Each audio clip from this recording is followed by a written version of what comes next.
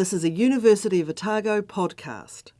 This forum is an opportunity to hear from the fellows about their journey as a creative artist. And there will be other opportunities at other places for you to see their work.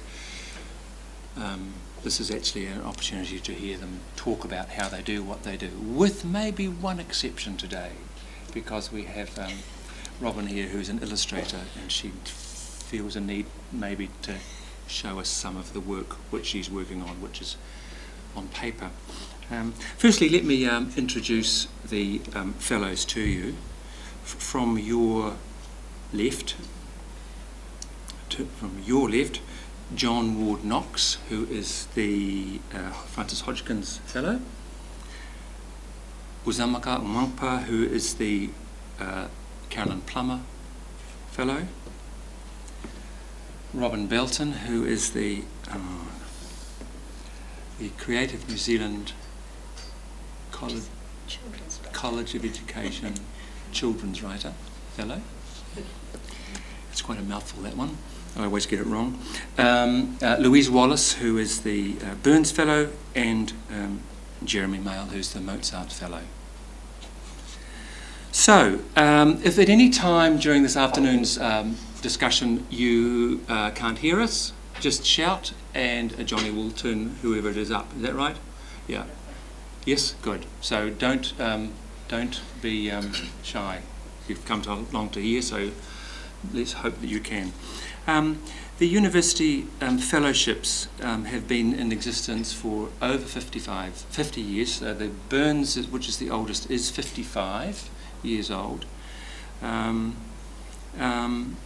this is a unique combination of fellowships to New Zealand, and something that the University of Otago is very committed to. And I'd like to quote a little extract from the words of Charles Brash, who wrote in 1959 the following: "Part of a university's proper business is to act as a nurse to the arts, more exactly to the imagination as it expresses itself in the arts and sciences. Imagination may flourish anywhere, but it should flourish as a matter of course in the university, for it is only through imaginative thinking that society grows materially and intellectually." So, interestingly enough, that's the that quote is now on the fellowship website as an inspiration to encompass all the fellowships, and in 2008, I think it was, when the Burns had their 50th anniversary, they were part of Arts Festival Dunedin, or the Otago Festival of the Arts as it was called then, and the whole forum was, the whole weekend celebration of the Burns was called Nurse to the Imagination, based on that whole concept. So, enough from me. I'd like to start by asking the fellows, starting at either end, I don't care, let's just go with it, to tell us a little bit about their career to date and their journey as an artist. John, you're on the career to date. Your career to date. Well, obviously this is the highlight. Officially. I don't know. I studied for 6 years at university, and afterwards started an artist-run space in Auckland, which is my hometown, because I wanted to engage with the full spectrum of what it is to produce art, and part of that is to facilitate as well. And that ran, the gallery I was involved with there ran for a few years, and then we shut it down because none of us wanted to go on to become gallerists or curators or anything. We all had individual practices that we wanted to be getting back to. And since then I've been working as an artist, as one of the very many jobs that I do. Last year at this time I had 4 distinct jobs that I was working at the same time. So this year is a windfall of time and space and freedom, basically to do the one that I need to be doing for myself and my future. So in a nutshell, that's kind of where I'm at. I do a lot of sitting and thinking, and then turning those quiet moments into productive ones later on in a studio setting or in public or whatnot. And and then I'm here. Good. Uzo? Yeah. Career to date. Currently, I'm a community health nurse, so being an artist is something that I've always done on the side. So which is really interesting that the quote that you shared today used the term nurse in there. I think the nursing world would be quite interested to hear about that quote, and hopefully my role is to bring in more of the arts into the nursing world. My journey as an artist, I've always loved dancing. I've not ever been a typical trained dancer.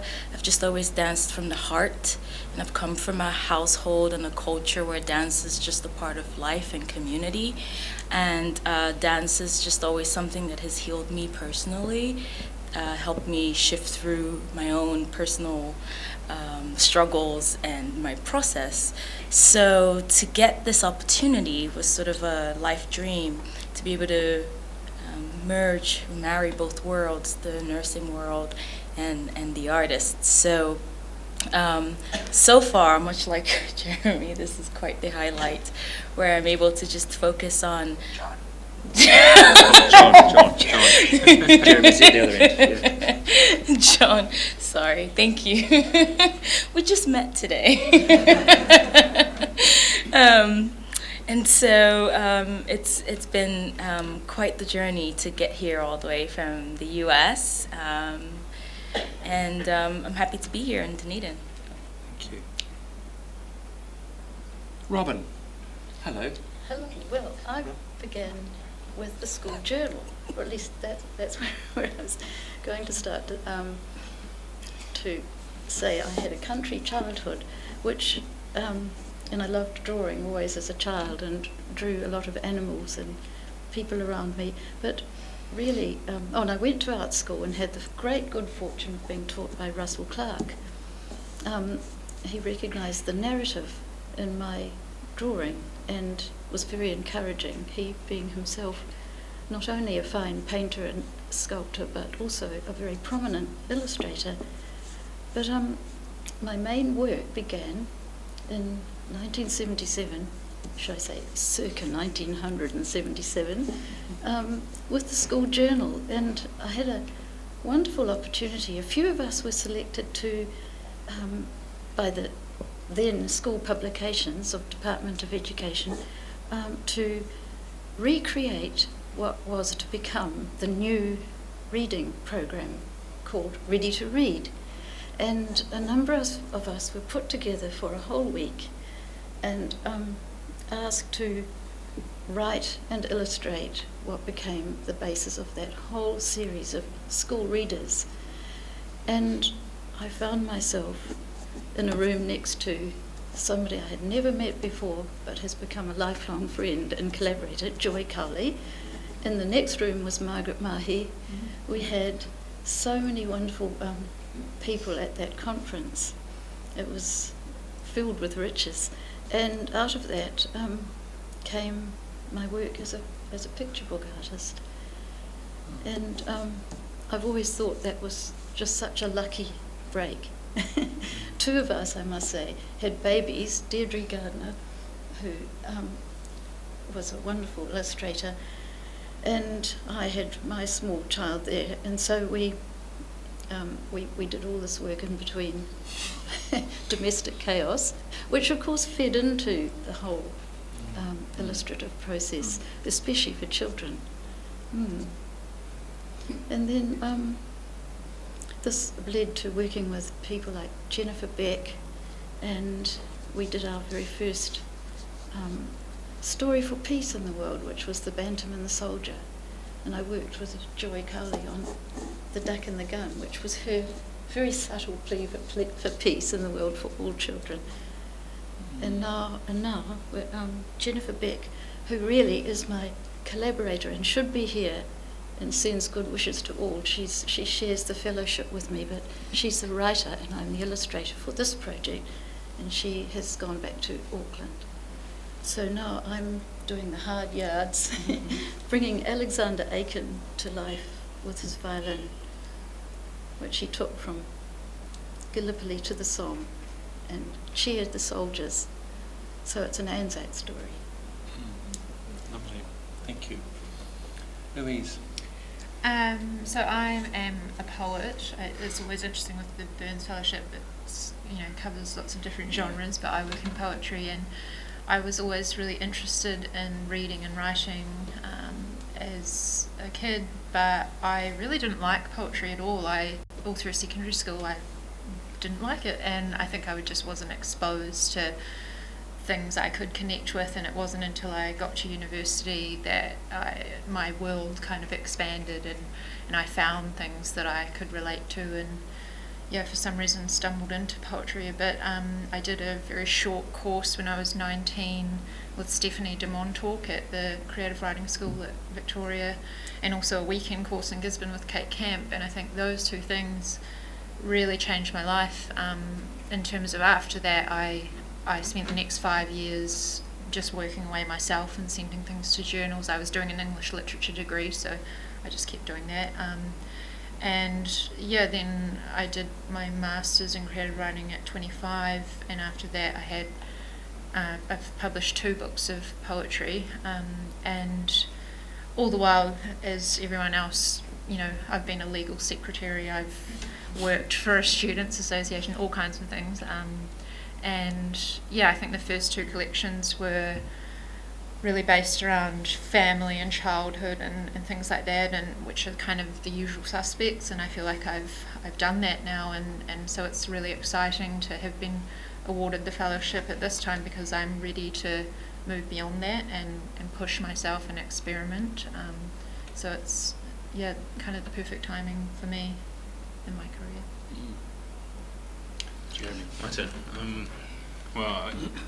Starting out in music, I typical childhood, learning piano, and went through doing music at school and high school, and then I was going to university. I enrolled to do law, and I was applying for a scholarship to study law, and I had to write 1 page on why I wanted to be a lawyer, and I couldn't even lie my way through 1 page. I spent about 3 weeks trying to write 1 page on why I wanted to be a lawyer, and I couldn't do it.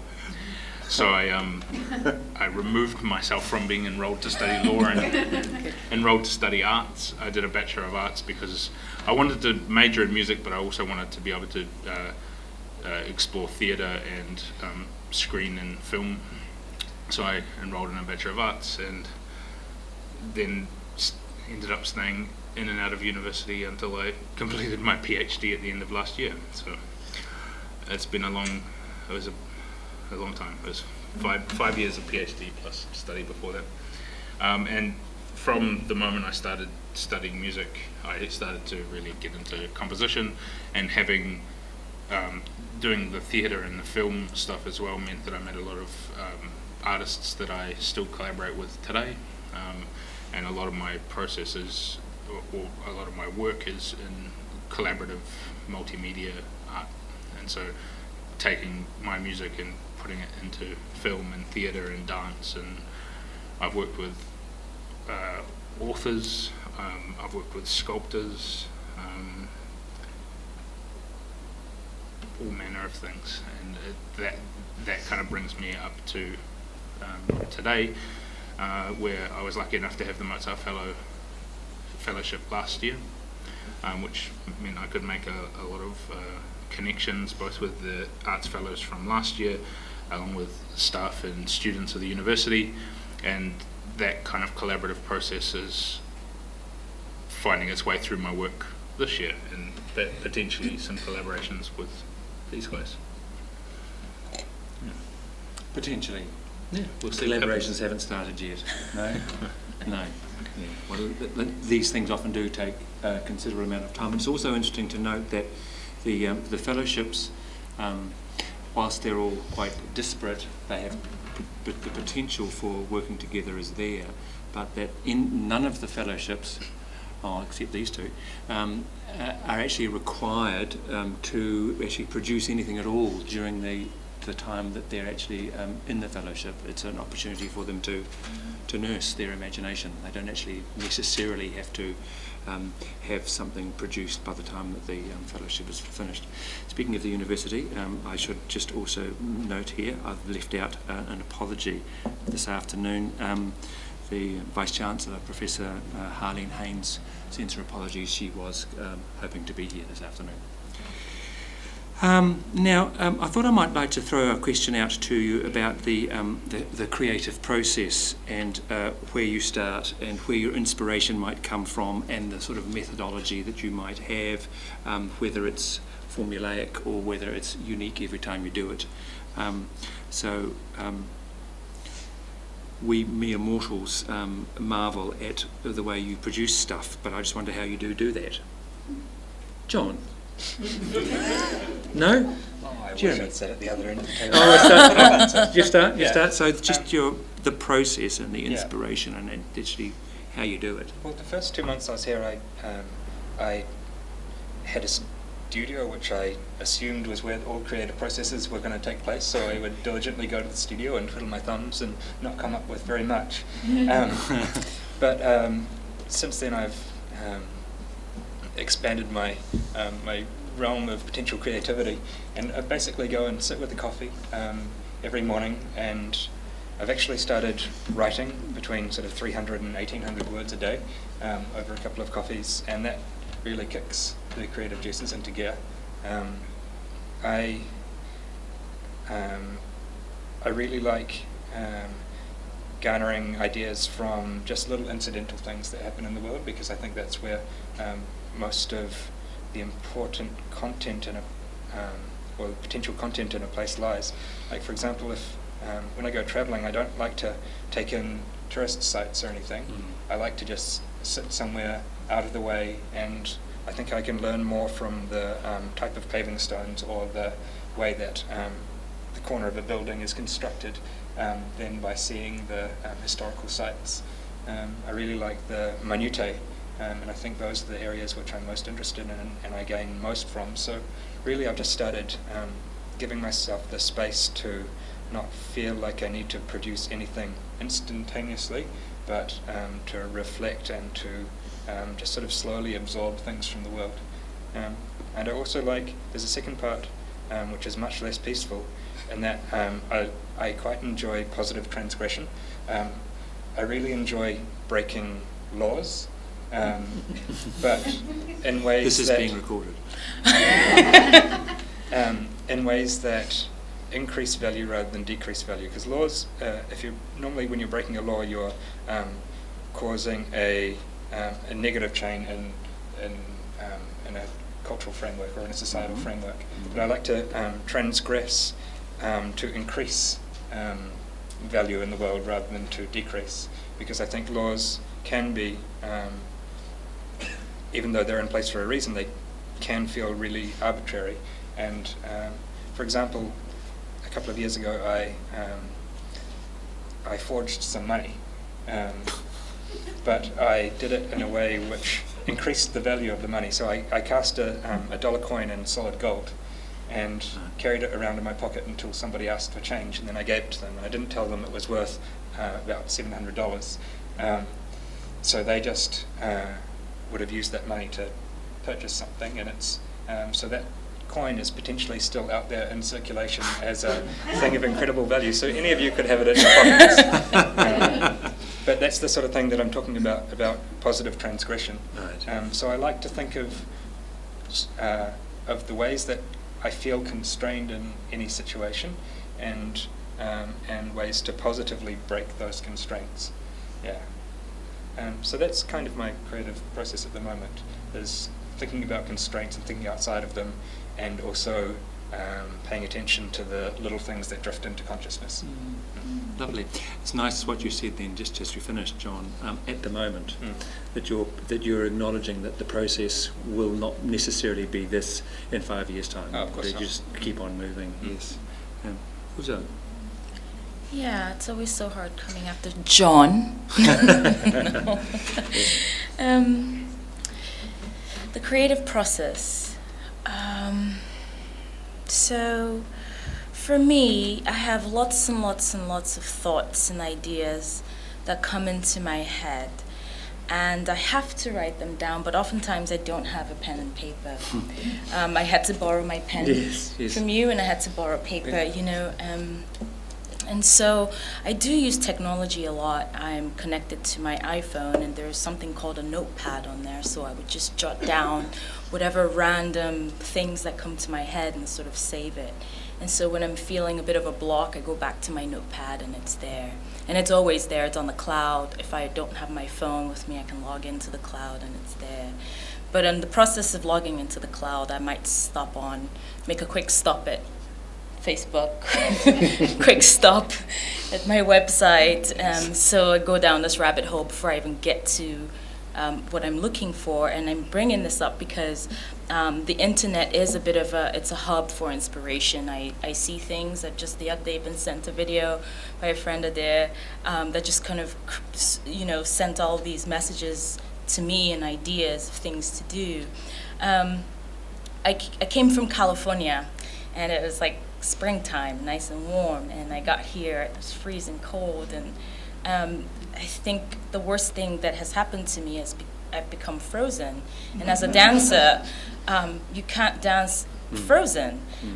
So it takes twice as long to warm up, it's twice as hard, it hurts.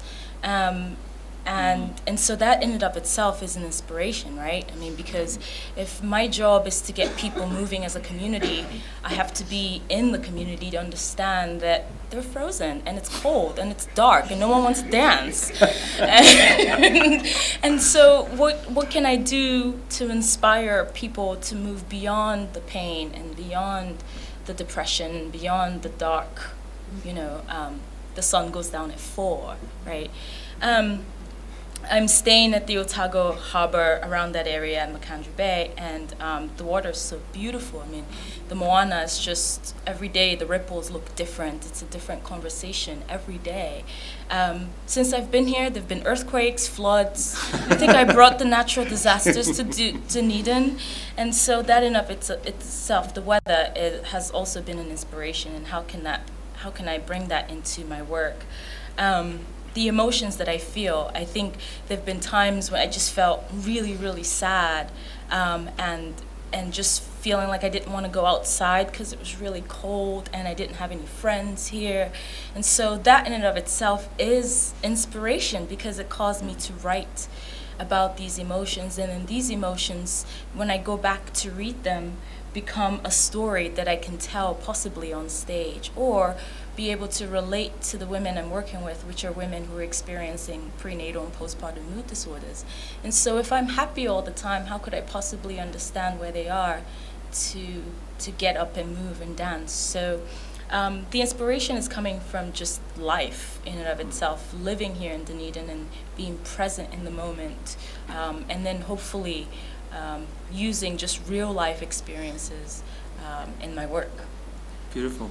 With the methodology part of it, do you, when you're working with dancers, have you started doing that yet in Dunedin? A little. Yes. So do you come to them for a workshop or whatever it might be? Have you got ideas already as to the kind of movements that you'd be wanting to do with them at this particular stage? Absolutely. Yeah. I have some things in mind, although part of being present in the moment is letting the community speak to it as well. So it has to kind of happen together. I might come in with a plan, and then at the end of the day, it was nothing like the plan. So, yeah. About the cold thing, what about a like having an entertainment system like a TV or whatever in the lounge that has a motion sensor, so you have to be moving to watch TV. Are you going to create that for me? I'd be interested. Robyn, the creative process, your inspiration, particularly in your situation, since you're actually working in collaboration with somebody else you've already got an absolutely finite story, so you're doing something quite different. Yes, What in are a you doing? sense. Yeah, Well, yeah. so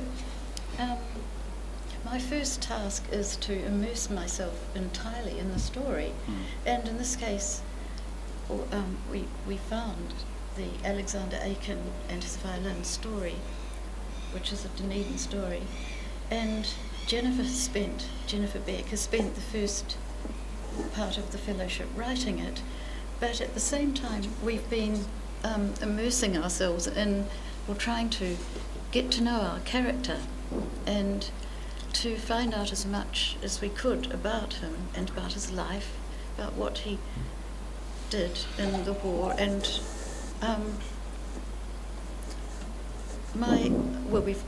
this took us to the Hodgkins and to the Settlers Museum, and we've even met some of his family.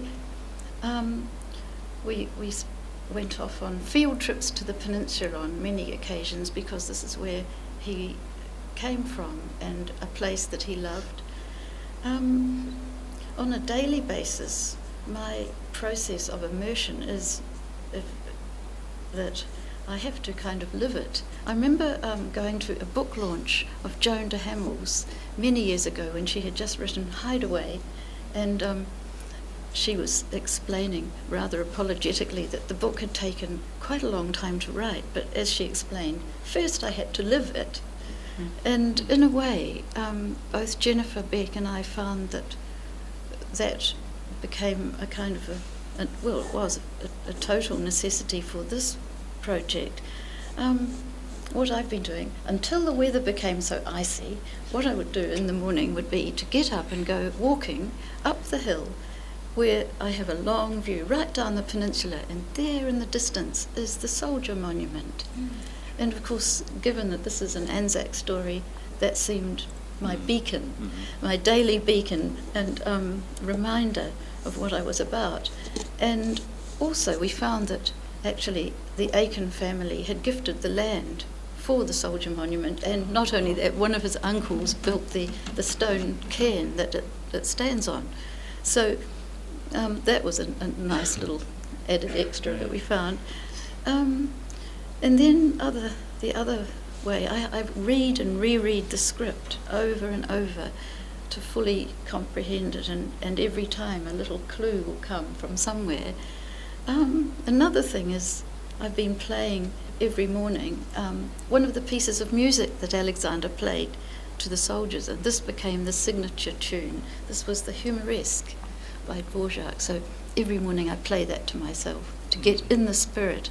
But basically our main starting point was Alexander Aiken's book, The Gallipoli to the Somme, which was an absolutely brilliant recollection of an infantryman. And not only that, Peter Fenton's wonderful book, which is like a memoir about Alexander and using his diaries. And I loved it that Peter Fenton has called his book To Catch the Spirit. And that came from a Latin quote that Alexander Aiken himself used, which translated as to catch the spirit of the thing. So that's my task. I have to catch the spirit of the thing, a book for us all. You're illustrating a story. How do you decide what part of a sentence or a page or a paragraph you're going to depict a specific kind of picture on? How do you work out that this is the most powerful interpretation of this particular fact or this particular part of the journey or part of the story, as opposed to one that's one sentence later? How does that process? I guess you'd call it the storyboard. decide we'll have this picture to go with these words, and then we'll have another picture to go with this group, so that it overarches. And I guess without the words, there's still is that how it works? Without the words, is there still a story there that you could sort of follow? Well, that is how I see as my whole task. It's the whole process of building around those words, not actually choosing the moment to mirror exactly what the words say, but working alongside them, building around them, adding a richness, interpreting the story. I feel as if my job, in a way, on this occasion, is as an accompanist to the words. Right. Really, does that make sense? Yeah. Lovely, Louise. Process, inspiration, methodology. Sure. Go. Well, not to be controversial, but I'm actually quite anti words like inspiration and the muse because Somebody help me, give me another word. because something like inspiration, even the word itself has the possibility of divine intervention, as though these things are accidental. But in terms of finding the initial seeds of ideas and things, I certainly find those in the outside world. So I love collecting snippets of conversation and or even coming to the art gallery and just taking in the work, and I might get an idea from that. So I'm definitely seeking that kind of stuff out. I had a great example last year on a bus I caught in Wellington. It wasn't a commuter bus that I might regularly be on. It was kind of an evening service going into the city. So it was full of young people, really vibrant, and two young women behind me. I heard one say, my boyfriend has to go to work real early because he's a butcher and he has to put on his costume. And I thought, costume, my God, like I would never have thought to say that instead of uniform. And so I had all these ideas about, the artifice of butchery, and it just went crazy. Terrible poems, but I loved that sentence.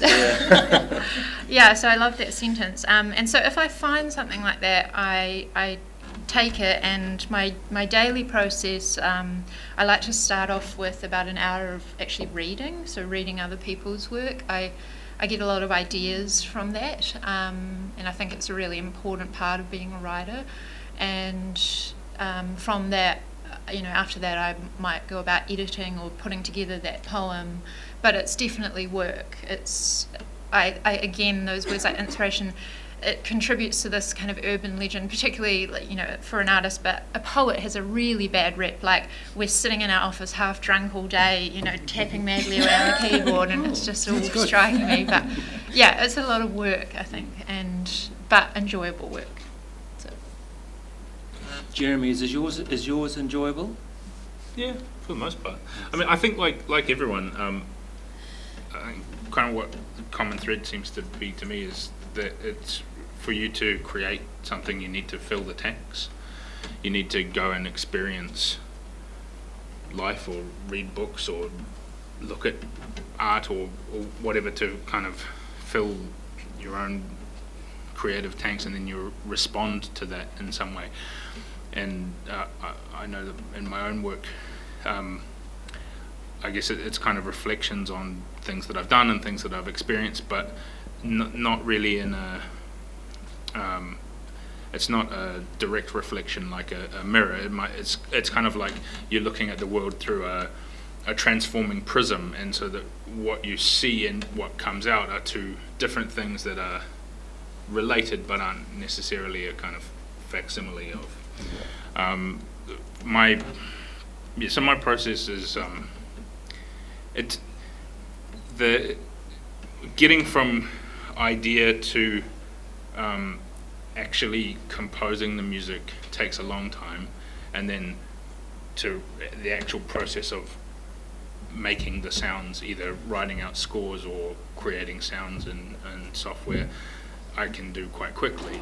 But I might be thinking about the idea or the concept of a piece might be rolling around in the subconscious for months without really ever kind of actively thinking about it. It just kind of sits in the back of my mind while I'm working on other things, and then there'll be a moment where I come to a realization that it's kind of ready to for me to kind of put in the work to sit down and craft the lines and craft the sound and the shape of the thing, but it's kind of hard to just, from having the idea straight away, to go straight into that process for me is kind of like banging my head against a brick wall. It needs that time to germinate.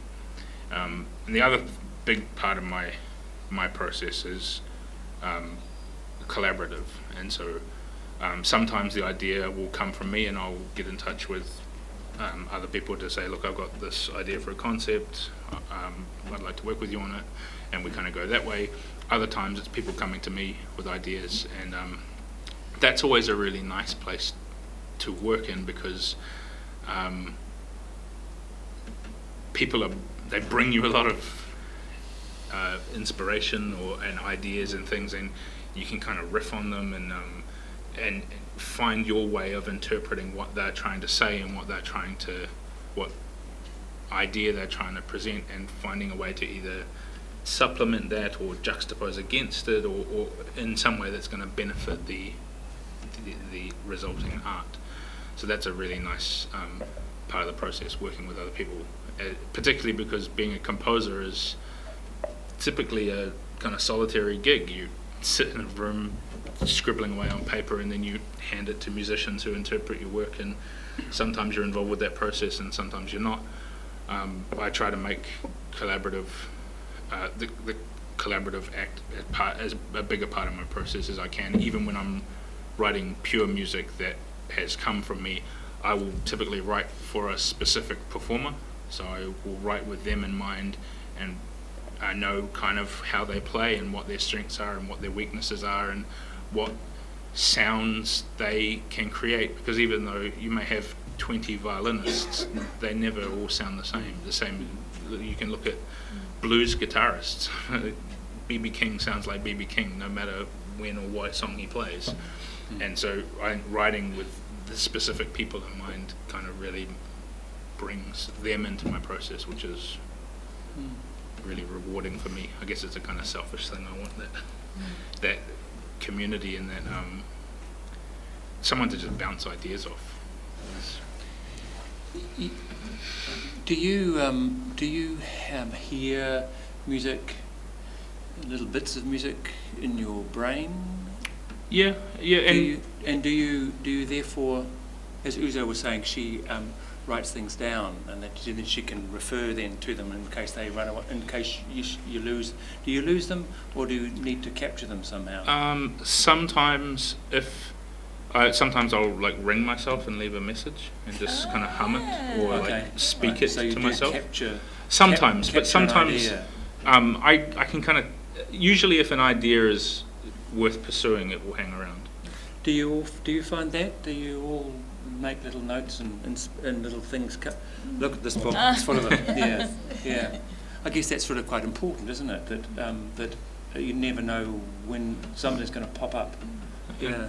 I mean, I've found a lot going out to, particularly in Dunedin, going out and experiencing, like spending some time out at the peninsula, and often I'll take photos of places, and then I did an album of music last year for piano and electronics, where each track was inspired by a place, and so I'd taken a photo of that place and then had that on my work desk, and I'm not trying to kind of musically create the landscape, but it's a reflection of my time there and what that was. And the same with the piece that I did for the butterflies. That was based on taking my son to that space, and the magic of this really, really warm butterfly-filled room in the middle of cold Dunedin was fascinating experience. And could you take Uzo there? Yes. Have you ever worked with animals before? Or? No. Will you ever work with them again? I was at a gig last night, and a woman was playing piano, and it was and she was singing, and then a cat walked into the room because it was at somebody's house, and jumped up on the desk and started standing on the synthesizer. And so she was playing this thing, and this animal was just completely unaware that it was making another texture to the piece of music. Or aware. Yeah. And then afterwards just sat down in the middle of the room, in the middle of the circle of onlookers, and just sort of eyeballed everybody. Waiting for applause.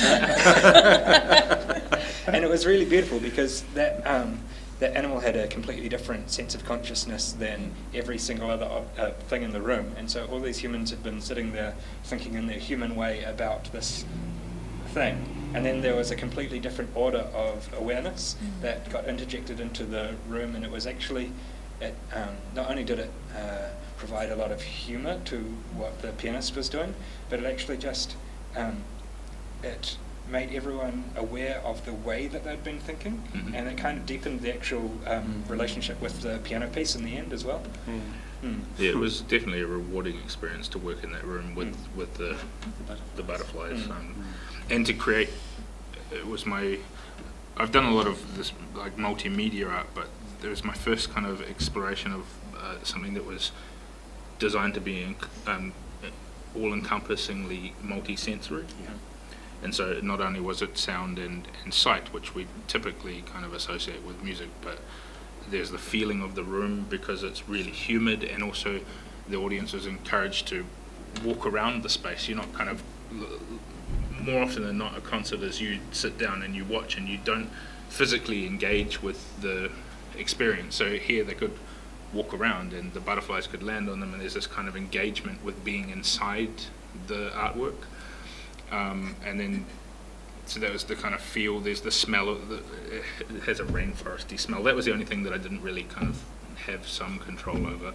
And then I worked with a baker to create 3 custom flavoured macarons, which were to correspond with the 3 sections of the piece, which were also colour coded. And so the dancers and the lighting and the sound and the flavour all kind of worked together. It's a really interesting kind of to change the way that we experience art. Does temperature change sound? Certainly changes tuning. Right. Yeah. Although we, because we're in there for long enough to rehearse and everything kind of becomes stable. It becomes used to the temperature. But if you were to sort of play half the piece outside and then walk in and play the other half, the tuning would be chaos. Yeah. My next question you sort of touched on already, and that is your work that you produce, who it's for, whether it's for yourself, for your public and your audience, and how this affects your creative process. You've just said that you're in this particular project. It was absolutely for a collaborative thing for a very specific kind of general public. But are you always mindful of what you're doing this for? No, I'm most of the time the art that I'm creating is because I want to create the art. Okay. I would make it regardless of if anyone listens to it or not. Obviously, music for me is about communication, so I want to communicate with someone, but I'm not worried about what they receive from that. Okay. If they listen to it and they hate it, that's as valid a communication as if they love it. I'm saying something and hopefully someone will listen. Okay. But if they don't, Louise, do you write with the desire that people will read it, or do you write it because you need to, or because you want to? I'm certainly writing because they're stories that I want to tell. I think you'd be mad to be writing things that other people want to hear. Do you know what I mean? Like, if you're not interested yourself, then it's going to be a really boring poem. You look really good today. So I'm coming from my own interests, but the point that I do start thinking about an audience is shaping a poem and shaping a collection, because I want to do something that people are excited about and haven't read before in terms of the form. So that's where reading other people's work can be so helpful, because you can see what other people are doing. You can think, oh, that's interesting how they did that, or I don't like this, I want to do something different. So yeah, I am thinking about it at that point in terms of needing to push myself, which is good. Yeah. Yeah. So, Robyn, I guess in this specific thing, of course, you have an audience because this is a book that's going to be published. But otherwise, do you, when you are an illustrator, do you always illustrate with an audience in mind, or do you do it just for yourself? No, sometimes I do. Well, very often when I have illustrator's block, which is nearly every day that you face the fear of the white page. One way of breaking into that is to, this sounds terribly Beatrix Potterish, doesn't it? Wet the paper with water and then just flood a beautiful ultramarine piece of paint onto it, and that just immediately is magic. But that's actually, we've got off the say it again. What was the question? Well, I was just wondering Hang on. whether you're always mindful of an audience, of the audience. whatever that audience is. In this, well, for this book, for the Anzac violin, things have to be believable, and so. And I know it's a picture book, so people will think, oh, it's just a children's book. But in actual fact, it's a book for us all, I feel. There can't be a single family in New Zealand or Australia who haven't been affected by the events of both world wars. And so you want to bring something into this book, capture the essence of the whole situation, not in a literal photographic sense, but in an emotional kind of a sense. So I keep that in mind as I'm working. For example, I'd done one painting last week of one illustration of Alexander at the moment when he became wounded, and the publisher said, "We don't want that.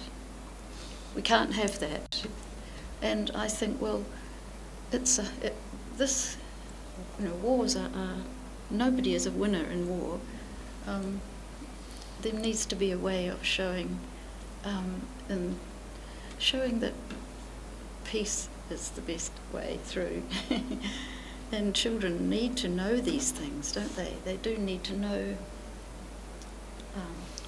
I wonder some of about these this things. because it seems to me that a lot of war commemorations have become celebrative rather than yes. a Totally warning, agree. and like to honour the bravery and whatnot. But it does it so often in a way which actually makes war look really noble and good. Noble whereas and it's good. these people who went through these wars would surely tell you that it was a horrific experience. Exactly. And so it seems Yeah. natural that you would have the horrors of war in this. Yes, and balance with the compassion.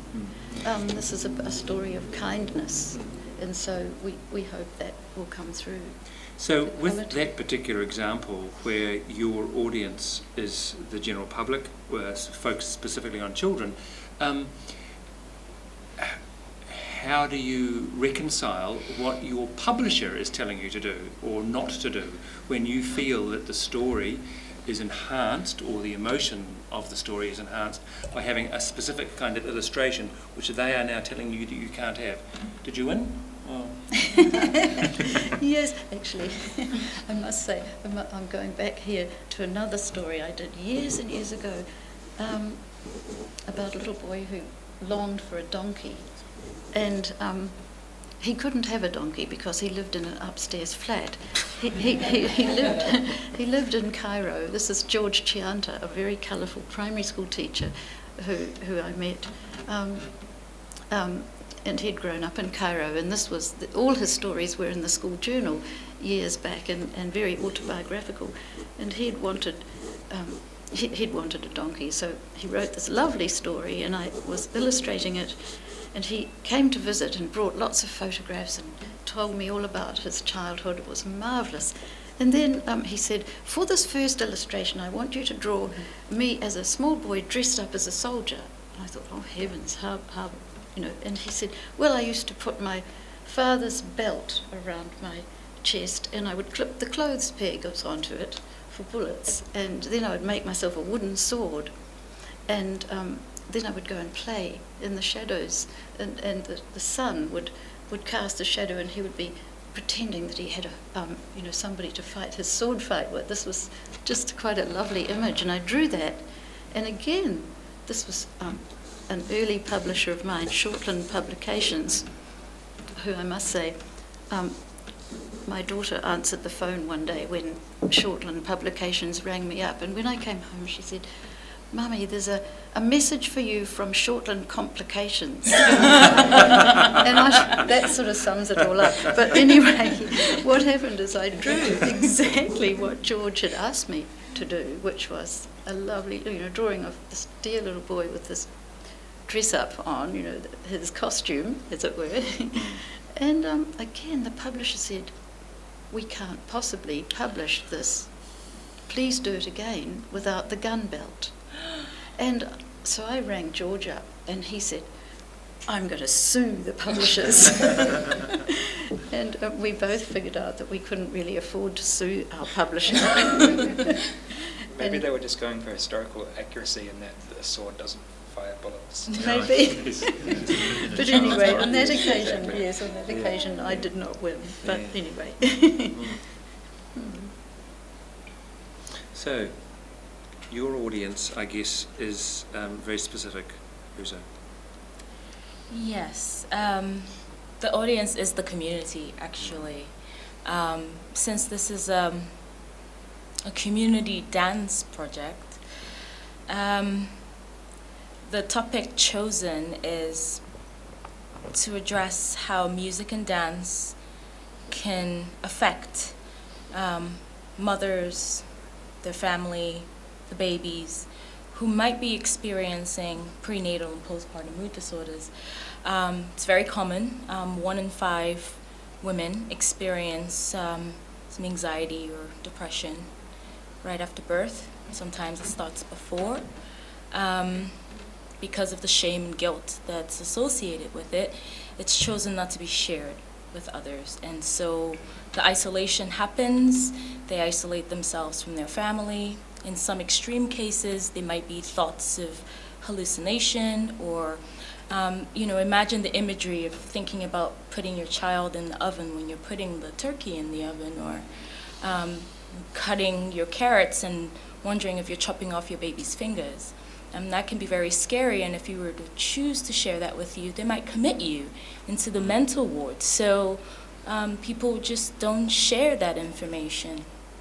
And so part of what I'm learning here is that, one, it's still a rarity for people to talk about it here in Dunedin. And two, it's not just the issue of the mothers and their family, it's the issue of the community. And so if you are a neighbor, a teacher, a counselor, a nurse, somebody who's connected to somebody who's just had a baby, it's important to understand the symptoms so that you could offer some help.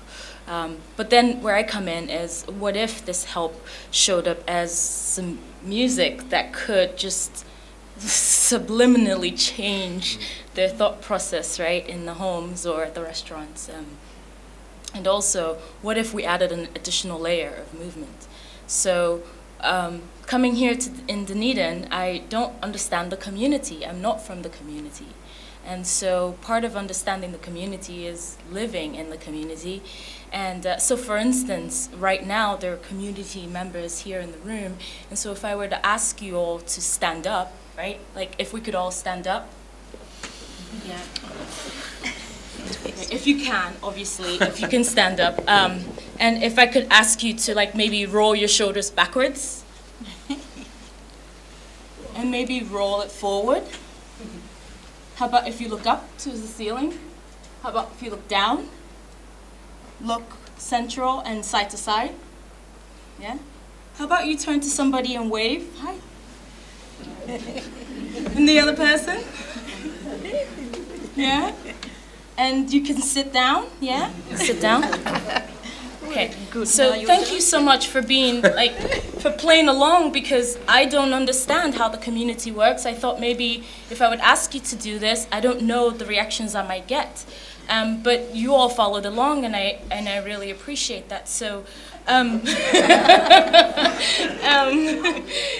So do I do it? It's definitely for the community. If it could have gone a different way, you might have, maybe 2 people would have stood up, and then maybe that would be something that I wouldn't do in the community the next time around, because maybe people just don't want to stand up. So part of the process of learning the community and the work that I'm doing is, it absolutely is for the community. I might have some ideas, but the community has to inform how it's integrated into the work. Thank you, Uzo. This was meant to be a forum, and I said we weren't allowed to be doing it. So thank you for. I hope the university doesn't mind that we broke their rules. It was positive, though. Oh, it was so. very good. Thank you. Broke the Thank law. you. Thank you. Yeah, there you go. Positive transgression. Positive transgression. Here we go. doubts. Good. Yes. John, your audience, are they in your? Can I call them an audience here? Are they in focus all the time? Well, I tend to work on projects when I think of an audience. As a general rule, I don't really enjoy galleries. So sorry, Dunedin Public and gallery going public. But I tend to find them, a gallery often stifles people's ability to think, because they feel like they have to act a certain way, and there's a certain decorum, and they have to appear as if they're knowledgeable or something to be able to access a work. And oftentimes that means faking things, because you're not always going to be in the mood to be inspired or whatnot by an artwork. So I think galleries often actually shut down, antithetically shut down the potential for engagement with art. So, which isn't to say that I don't exhibit in galleries, because I do, and I really appreciate the support and the framework when I'm doing that, but I don't always think of art as being approached inside of a gallery context. So for example, the last exhibition that I had here in Dunedin was at a gallery called State of Princes, but one of my parts for that exhibition was not in the gallery at all. It was cast away on the streets of Dunedin. I did a work similar to the dollar coin that I told you about earlier, where I cast a cigarette butt and a crushed bottle cap and a piece of chewing gum in solid gold, and threw them away. So I threw them back on the streets where I found them. And then I had an interview for the ODT and had that in the paper, so that the audience for that artwork was not at all associated with the show, but was basically the populace.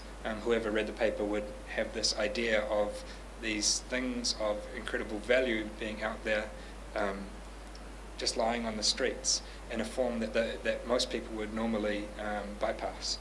And so for that, it was a particular audience, which was just the general public. And I really like to reach as many people as possible, because I'm not one that likes to make objects for object's sake. I really prefer to make stories, essentially. And especially with this particular work, it was using a historical medium, which is gold, which is what the city is founded upon, basically,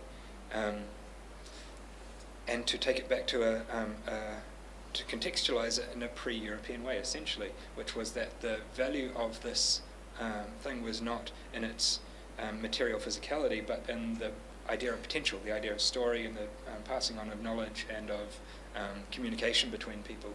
So the value of those things, even though I'm still in debt for them, so I don't recommend this to be done too often at all. The value of those things is in story form, which is kind of the opposite of what you get in a gallery, where things are regarded as precious. They're essentially promoted as these sort of objects of worship, which I don't really always agree with, because I like the idea of people actively engaging in the work. Lovely. That's very good. Will you be having a little hat at the door on the way out for you to help with your extravagant debts? Yes. My next question is about when do you know? When do you know that any individual work is complete? When do you put down your paintbrush or turn the computer off or whatever it might be and stop and say, that is it? Robyn? Or do you know, or do you tinker forever with them? No. Oh no, you've got publishers, haven't you? So I can't afford to tinker, but as soon as you said that, I had a panic attack about doing a painting for one of the books, one of the pages in my Herbert book, which was, there were two moments of a dolphin painting, a dolphin under the water, and the little dog was being helped by the dolphin. And I knew that we, as humans, didn't know whether that dog really was helped by dolphins, but I had this intuition that in some way maybe these animals did help each other. So I thought, oh, this will be marvellous, this will be a really fast painting to do. I'll just whip it up. There will be a dolphin on this side of the page and a dolphin on this one, zooming under this tiny dog's body. Well, that took me, I had 7 goes at that one moment, and the 7th one worked. And I remember getting it, and the paper was all wet, and carrying it very carefully and putting it down so it wouldn't move. I knew that was finished then. Sometimes it takes a long time for that, but that's a very specific description. I'm not sure that's exactly what you meant. You meant more about the content. Well, no, not at all. That's good, I think. That's a very obviously physical thing. Yeah, I mean, a work is finished when you are happy with it. Happy with it. And are you happy with it? I mean, there's many a artist, a painter, or a composer. I mean, there's many of the great masterpieces in the music. Fine music repertoire have been reworked again by the composer. Their opus something or other, version 3, 4 and 5, because they keep tinkering with it. Do you tinker, Louise? I tinker because poetry is the business of tinkering. I could literally move commas around for years. But you do get to a point of diminishing returns. So how much effect am I having? But yeah, I think the point is, are you happy with it? Especially in terms of publishing, it is going to exist possibly forever, so you really need to be happy with it. And I think there's a lot to be said for giving something some time. Every week I feel I've written a masterpiece, but in 2 weeks I doubt I will have. So when I'm happy with something, I don't usually send it straight off. I'll let it sit, for a couple of months and then go back to it and think, am I truly happy with this now? Because it's an emotional roller coaster, and you can change day by day. So, yeah. Jeremy, how do you feel? Do you know when you're finished any particular piece? Yeah, and I typically know. I don't tend to dwell on things for too long. Particularly when I'm doing recorded work. And more and more so recently, I've been becoming more interested in capturing moments and not editing them. I know too many people who work in recording who edit and rearrange things and pitch shift things, and you end up with this kind of lifeless piece of music that they hate as well. So you spend all this time and energy on this music that they will never listen to again and absolutely hate. I've been lucky enough to never, I try not to dwell on the thing, so I will make it to a point where I'm happy with it, give it a couple of weeks, listen to it again. If I'm good, I'm moving on. And yeah, with recording, I try to work with performers who I know can play really well and say, look, here it is, play it. And we do 1 or 2 takes, and I pick the one that I like the best. If it has mistakes in it, those mistakes become interesting parts of the thing because they've got a kind of realness and a human quality to them. And so, I took a saxophonist out into the bush outside of Otago, and had written 3 pieces for him, and gave him an iPod with the backing track, and then set up 4 recorders in around the bush and had him play each piece twice, and then that was it. That was the recording, and it's about capturing that moment in time and that reflection on the music for me. So, do you know when you're finished? Well, I don't really like being finished. I find that deadlines help an awful lot. And so at some point you've got to say, okay, that's the end of that minute, which is the last minute before that deadline is due, and so there's a natural stop. But I don't really engage with life in a demarcated way. Like, I don't really enjoy the sort of thinking about boundaries between things. I much prefer thinking of continuities between things, and so I quite like to just keep something going. And obviously my approach to making art is one that the experience is part of the artwork. So rather than having a masterpiece on the wall, you have an experience, and so each person engenders the art essentially in their interaction with it. And so in that sense it's never really finished. Example of that is that in my master's presentation at university, at art school, I'd taken everything that I'd made over the last 2 years into this room where I was exhibiting. And this is meant to be the show which culminates, because 80% of your grade is based on this one exhibition. And so I had 2 years worth of work in this room, and I decided that I hated it all. And so I threw it all out. And once I had an empty room, and this is 2 days before the markers came in, I decided that I might as well keep on going through that process. And so I decided that I'd just keep taking stuff out, and because all of my stuff was out, I just needed to take out some of the infrastructure.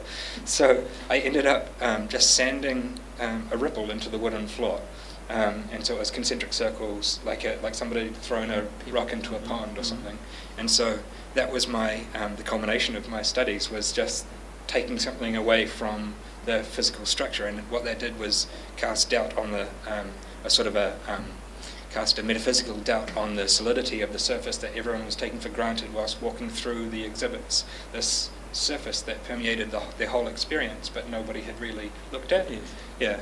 So in a sense, that was a turning point for me in terms of knowing when something is finished. And I always like to keep things fluid up until the very last moment where we actually have to say, okay, that's it. Did you pass? They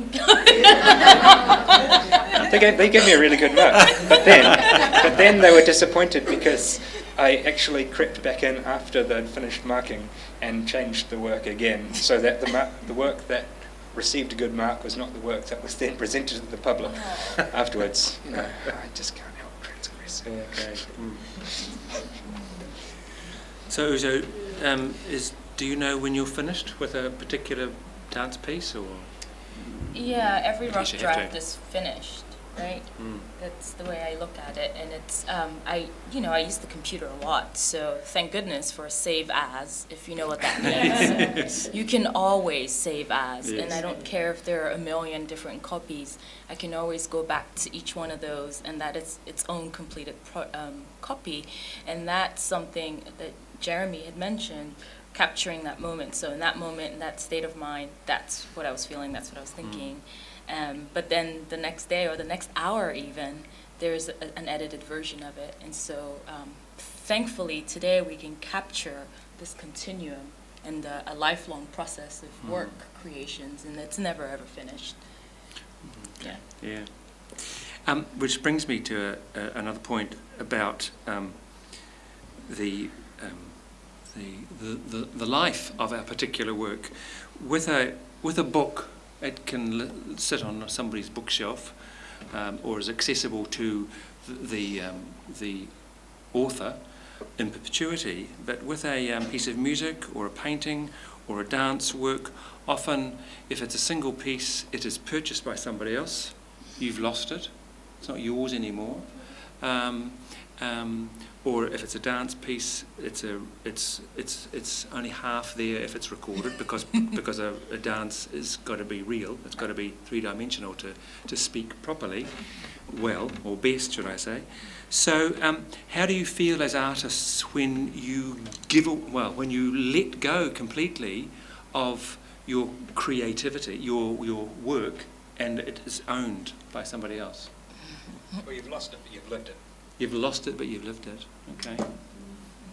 It lives on in everybody, who has experienced it. It continues to live on in their experiences. So. One of my favourite things is if I find that one of my characters, like Greedy Cat, which was for a school reader, has become the children's. That it no longer belongs. He no longer belongs to Joy Carley or to me, but he's become theirs. That's a lovely feeling. Help them learn to read. And as a composer, are you happy for other people? Well, I guess you have to be. I mean, how does that feel when somebody else, particularly second time, third time round, when other people are actually reinterpreting? Second time, third time round is rare though for a contemporary composer. Yeah. Like it's easy to get a premiere. Sure. Yeah. To get a second performance of a work is. That's another debate. So and so for a first performance, I'm typically there and involved, and it's right. So you're a collaborator. There's something really, really rewarding about that experience when you go into the rehearsal room for the first time and you hear musicians playing, like working over passages that you've written, just these snippets of sound. It's like, I wrote that, and that's really, really rewarding. But yeah, with recording for a lot of music, the work can kind of live on, and also with doing a lot of the multimedia stuff that I do, the work is in this kind of intangible but essentially everlasting and infinitely duplicatable form, and so it can spread easily. One aspect that we talked about earlier today that I think bears being pulled back into the conversation is that there's actually a really marked lack of one form of echo which you would get back from your work in a really large community, is that the critical response is often so minimal here that you don't get that thing which so many people have access to, which is the fact that your work has been heard, and you get that acknowledgement with some sort of criticality or a response from the public or from a magazine or whatever, what have you. And so that's a hard thing, I think, is that giving away your work, you're actually, sometimes it feels like you've thrown it into an abyss rather than actually giving it to some public or body that will acknowledge it and like it and use it. Particularly with putting your work, I find that a lot with putting your work online, is that everyone's connected through social media and all these things. I'm not. And a lot of people are. But you put, say, I put a recording of a piece of music up online and say, here it is, I'd love for you to watch it, and you maybe hear from one person who's like, yeah, I really like that piece, and you put up a picture of my son wearing a silly hat, and you get 100 people like, oh, that's amazing. Yes. And it's like, well, that took no time, and this was 6 months of my life. Technically, I think your son took 9 months. That's true. Very good. I'd like to ask one final question, which Louise has already touched on, and that is, when you look back at your work, you spoke of a couple of months or so looking back and saying this is good or this is not good. Do you ever, any of you, look back and wish you hadn't done it, or there's never that sense of, oh, good? There's certainly things that if I was to do them again now, I would do differently. Yeah. But never any sense of embarrassment or good. That moment is a reflection of that time. Yeah. I heard Patricia Grace speak once, and she did a great job of this question that I just use all the time, so I don't have to answer. But she said that she's not embarrassed of, like, she's got such a long career with so many works, she's not embarrassed of her early works because they were the best she could do at that time. And with my second book, it was a real struggle to write, and when I think about it, I hate it, but when I actually look at the poems, I like them. I don't think they were the best I can do, but they were the best I can do under those circumstances, working part full-time at the same time as writing it, kind of thing. So, yeah. I think we might finish now. Thank you all for coming. I would just like to thank the University of Otago for these fellowships. It's an inspiration, I think, and something that is unique to New Zealand. I'd like to thank Wendy Adam for organising this occasion, along with Linda Cullen here from the DPAG, and Johnny for allowing us to be heard. There's Johnny in the corner there. Thank you for manning the sound system. Thank you all for coming, and thank you to the fellows for their time this afternoon. Often, I'm not speaking specifically about these 5 individuals, but often fellows are people who work in isolation and do their craft extraordinarily well, and are not hugely comfortable sitting in public talking about what they do. So I thank you all very much for talking about what you do so eloquently today.